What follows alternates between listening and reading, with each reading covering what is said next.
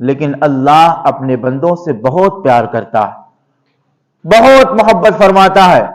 حدیث میں یہاں تک کہا گیا کہ اے میرے بندے، تو گناہوں سے، اپنے گناہوں سے زمین اور آسمان کے خلے کو پر کر دے، زمین اور آسمان کے درمیان جتنی جگہ سب بھر دے،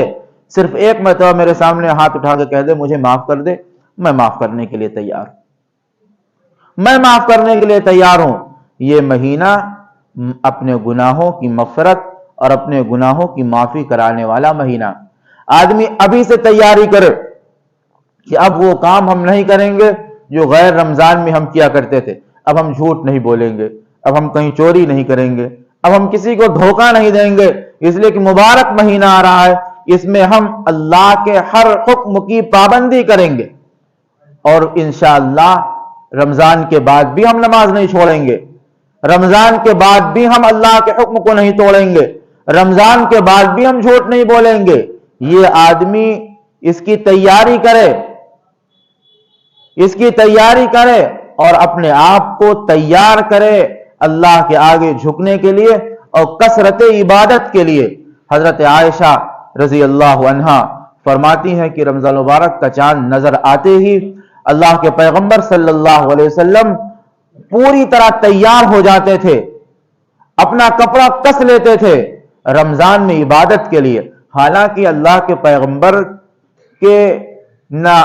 کوئی گناہ پہلے نہ بعد میں ہونے والے، اور اللہ نے اعلان بھی فرمایا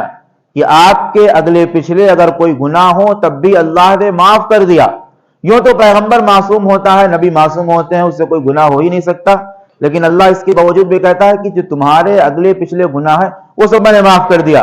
اس کے باوجود بھی اللہ کے پیغمبر رمضان مبارک میں کثرت سے عبادت کرتے تھے، کثرت سے قرآن مجید اور کثرت سے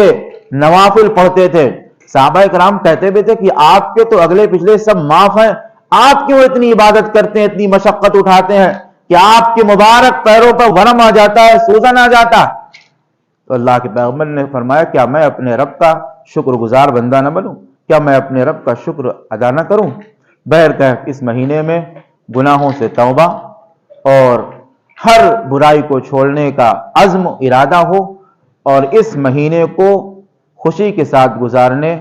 اور اللہ کی عبادت کے ساتھ گزارنے کا ہمیں حوصلہ ہو اور اس کی ہم تیاری کریں۔ اللہ رب العزت والجلال ہم سب کو سمجھنے کی اور عمل کرنے کی توفیق عطا فرمائے۔